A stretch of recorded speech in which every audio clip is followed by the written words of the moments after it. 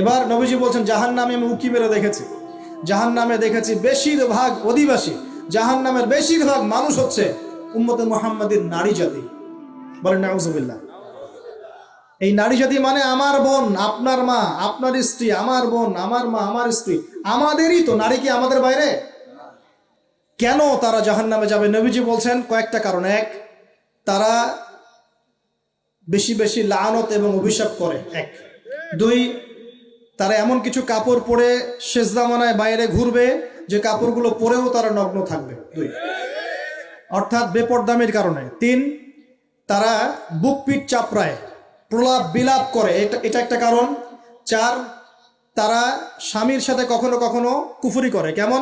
স্বামী সারা জীবন যদি তাদের ভরণ পোষণ ভালোবাসা দিয়ে যায়, কোনো একদিন যদি কোনো সমস্যা সৃষ্টি হয়, বলবে যে সারা জীবন তোমার কাছে কিছুই পাইলাম। এই সব কিছুর ঊর্ধ্বে একটা কারণ আছে, এই সব কিছুর ঊর্ধ্বে একটা কারণ আছে। সেটা হলো, শোনেন, তাদের উদ্ধত মস্তকটা আল্লাহ পাকের বিধানের সামনে সহজে অবনত হতে পারে না, চায় না। এগুলো কিন্তু সব মেয়েদের জন্য নয়, উম্মতে মুহাম্মাদির একটা অংশের মেয়েদের জন্য আল্লাহ নবী এইসব কথা বলেছেন। আবার এমনও মেয়ে আছে, শোনেন, এমনও মেয়ে আছে যারা ইমান আমল টিকে রাখার জন্য না খেয়ে থাকতেও রাজি আছে। এমনও মেয়ে আছে, এমনও বহু দিনী মেয়ে আছে আমাদের সমাজে যারা ইমান আমল ধরে রাখতে চায়, পরিবার তাকে রাখতে দেয় না। ফিরাউনের ঘরে থেকেও একজন মেয়ে জান্নাতে গিয়েছে, গিয়েছে কি না? গিয়েছে। অতএব আমরাও যে দুধে দেওয়া তুলসী পাতা এমন নই, আমাদের মধ্যে বহু খারাপই আছে। কিন্তু নবীজি এখানে স্পেশালি বলেছেন যে শেষ জামানার মেয়েরা, নিসাউন কাসিয়াতুন আরিয়া, যারা কাপড় পরে নগ্ন থাকবে, মহিলাতুন মামিলাত, যারা অন্যকে আকৃষ্ট করবে, অন্যের দিকে আকৃষ্ট হবে, এরা জান্নাতে যাবে না, জান্নাতের গন্ধও পাবে না। নবীজি বলেছেন আমি জাহান্নামে দেখেছি বেশিরভাগ নারী জাতি। এখানে আমার মা, আমার বোন, আপনার মা, আপনার বোনের সতর্ক হওয়ার কি হেদায়েত আছে কি নাই? আর এই মেয়েদেরকে চালাই কি আমরা না অন্য কেউ? আমরাই তো আমাদের পরিবারকে চালাই কি না? আমরাই তো খাওয়াই পড়ে নাকি? তাহলে আমাদের পরিবারের বোনেরা কি পর্দা করতে পারবে না? প্রতিষ্ঠা করতে পারবেন না? পরিবারের আমাদের মায়েরা, বোনেরা, স্ত্রীরা পর্দা করবে না? এই দায়িত্ব আমাদের না? পরিবারের কর্তা আমরা নই? আল্লাহ কি আমাদেরকে জিজ্ঞাসা করবেন না? অতএব আমরাও যেন সতর্ক হয়ে যাই, আল্লাহ পাক তৌফিক দান করুন। এই জন্য বলি, বিয়ে করতে হলে আগে দিনদারিতা দেখবেন, তারপর বিয়ে করবেন। দুনিয়াদারিতা দেখে বিয়ে করলে পরে পস্তাবেন। ছেলে মেয়ে উভয়ের প্রতি একই নসিহত, বিয়ে করতে যদি হয়, বিয়ে যদি করতেই হয়, তাহলে দিনদারিতা দেখে বিয়ে করুন। তারপর দেখবেন যে মেয়ের বংশ কেমন, সৌন্দর্য কেমন, এই সেই পরে দেখবেন। আগে দেখবেন দিনদারিতা ঠিক আছে কিনা। ছেলের ক্ষেত্রে একই বিধান, আগে দেখতে চান না কত বড় চাকরি করে, কত প্রপার্টিজ আছে, কত বড় বাড়ি, এগুলো পরে দেখবেন। আগে দেখবেন ছেলে নামাজ পড়ে কিনা, ছেলের মধ্যে সুন্নত আছে কিনা, এইগুলো আগে দেখবেন। এই বিয়ে নিয়ে প্রচুর জাহিলিয়াত সমাজে আছে, এই কারণেই পরিবারগুলো এখন ভেঙে যাচ্ছে। আল্লাহ পাক আমাদেরকে সুন্নাহ মেনে চলার তৌফিক দান করুন, বলি আমিন। নবীজি এখানে বলেছেন আমি জাহান্নামে দেখেছি বেশিরভাগ অধিবাসী নারী জাতি। আমাদের বোনদেরকে রিকোয়েস্ট করবো, সতর্ক হয়ে যান, আল্লাহর ওয়াস্তে সতর্ক হয়ে যান। কেন? শোনেন, কেন নবীজি বললেন, এই পয়েন্টটা একটু ভালো করে বোঝেন।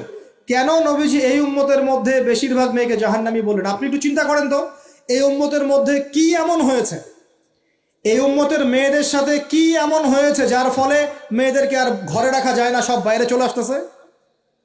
কি হয়েছে এই উম্মতের মেয়েদের সাথে? এই প্রবলেম তো আগে 200-500 বছর আগে ছিল না।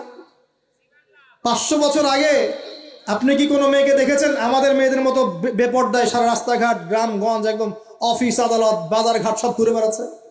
দেখেছেন 500 বছর আগে, 300 বছর আগে, 200 বছর আগে? লাস্ট সমসাময়িক সময়ে কি এমন হলো যে মেয়েদেরকে আর ঘরে রাখা যায় না? আমি একটা শব্দ বলে দিই, বাসায় গিয়ে রিসার্চ করবেন, সব বলে দিব না। লাস্ট 100-200-300 বছরে একটা মুভমেন্ট, একটা আদর্শ ছড়িয়ে পড়েছে বিশ্বের বুকে, তার নাম হলো ফেমিনিস্ট রেভলিউশন। মনে থাকবে, ফেমিনিস্ট রেভলিউশন। এটা নিয়ে ঘাটাঘাটি করেন, বুঝতে পারবেন কেন জাহান্নামের বেশিরভাগ অধিবাসী জাহান্নামে যাবে, নারীরা কেন জাহান্নামে যাবে বেশি বেশি। এই মুভমেন্টটা নিয়ে পড়াশোনা করলেই বুঝতে পারবেন। আল্লাহ পাক আমাদেরকে বোঝার তৌফিক দান করুন, অন্তরের চোখ খোলার তৌফিক দান করুন। নবীজি আরো বলছেন আমি জাহান্নামে গেলাম, জাহান্নাম আমাকে দেখানো হলো, এবং সেখানে আমি একজন ফেরেশতাকে দেখলাম। কি দেখলাম? এই ফেরেশতা আমাকে দেখে হাসে নাই। সবাই মনোযোগ দেন, মেরাজের রাতের সবাই নবী সাল্লাল্লাহু আলাইহি ওয়াসাল্লামের সাথে হাসি মুখে সাক্ষাৎ করেছেন এই ফেরেশতা বাদ দিয়ে। নবীজি বললেন জিবরাইল আলাইহিস সালামকে, সে এত গম্ভীর কেন, তার চেহারা হাসি নাই কেন? জিবরাইল আলাইহিস সালাম বলছেন, যখন থেকে আল্লাহ পাক তাকে জাহান্নামের দায়িত্ব দিয়েছেন, যেদিন থেকে আল্লাহ পাক এই ফেরেশতাকে জাহান্নামের দায়িত্ব দিয়েছেন, ওই দিন থেকে তার চেহারার হাসি চলে গেছে। আর কিছু বলতে হবে? কেন হাসি চলে গেল? খুশিতে? জাহান্নামে আল্লাহ পাকের আযাব এবং এই আযাবের দায়িত্ব পালন করতে গিয়ে তার চেহারা থেকে হাসি চলে গেছে। নাউযুবিল্লাহ। নবীজি জানালেন তার নাম হচ্ছে মালিক। কি নাম? মালিক। আমরা দোয়া করি আমরা যেন তার সাক্ষাৎ না পাই, আমরা দোয়া করি আমরা যেন তার সাক্ষাৎ না পাই, আমিন। এবার নবী সাল্লাল্লাহু আলাইহি ওয়াসাল্লাম আসছেন, আসার সময় সুঘ্রাণ পাচ্ছেন, সুঘ্রাণ। ও একটা কথা বলি নাই, জান্নাতে তিনি যখন দেখলেন, সেখানে দেখলেন যে এখানে বেশিরভাগ অধিবাসী হচ্ছে এই উম্মতের গরিব মানুষরা। এই উম্মতে কারা? গরিব মানুষ, টাকা পয়সা কম, এত হিসাব কিতাব নাই, 5 ওয়াক্ত নামাজ পড়ে, রোজা রাখে, সাধ্যমতো দান সদকা করে, সত্য কথা বলে, জান্নাতে চলে যাবে ইনশাআল্লাহ। গরিবদের 500 বছর আগে, কত বছর আগে? তার মানে এই উম্মতের যদি কেউ গরিব হয়ে থাকি আমরা, কষ্টের কিছু আছে? ইনশাআল্লাহ কষ্টের কিছু নাই। তারপর নবীজি আসছেন, তিনি বলছেন যে আমি একটা মিষ্টি জান্নাতি সুঘ্রাণ পেলাম। আমি জিজ্ঞাসা করলাম এটা কোত্থেকে আসছে? তখন জিবরাইল আলাইহিস সালাম বললেন, এই ঘ্রাণ আসছে ফেরাউনের মেয়ের চুল আঁচড়ে দিত একজন দাসী, হঠাৎ একদিন চিরুনি পড়ে গেল হাত থেকে, সে বিসমিল্লাহ বলে চিরুনি উঠিয়েছে, আর দাসী শুনে নিয়েছে বিসমিল্লাহ মানে? বিসমিল্লাহ মানে কি? আল্লাহর নামে মানে কি? তোমার কি ফেরাউন আমার বাবা ছাড়া আরো কোনো ইলাহ আছে নাকি? তখন সেই মহিলা বলেছিল, হ্যাঁ আমি এক আল্লাহর ইবাদত করি, ফেরাউনেরও রব হচ্ছে আমার আল্লাহ। এই অপরাধে তাকে ফেরাউন বড় আগুনের কুণ্ডলি খুঁড়ে তাকে ওখানে নামিয়ে দিয়েছিল, এবং তার 3টা কি 4টা বাচ্চা ছিল, এই সব বাচ্চাগুলোকে তার চোখের সামনে পুড়িয়ে মেরেছে।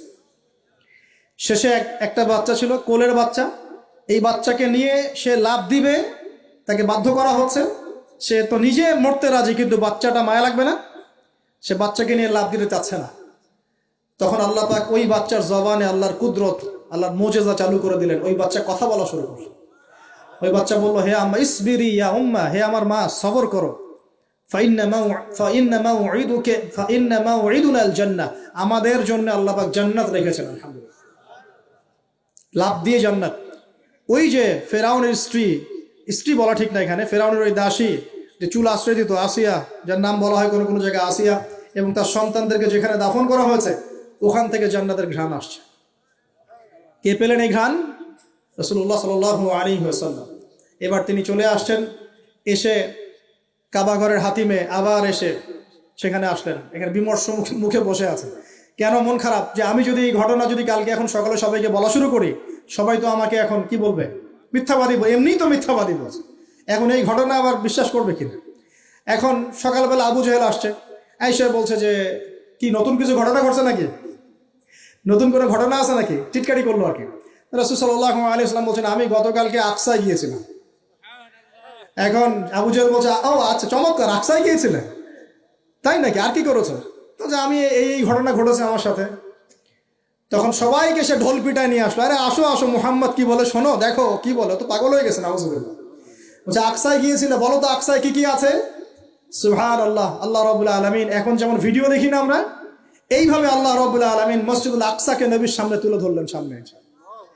এবং নবী সাল্লাল্লাহু আলাইহি ওয়াসাল্লাম দেখে দেখে বলছেন আকসায় কয়টা দরজা আছে, কয়টা জানলা আছে, পূর্ব দিকে কি আছে, পশ্চিম দিকে কি আছে, সিঁড়ি কয়টা, সব বলে দিলেন। মাশাআল্লাহ।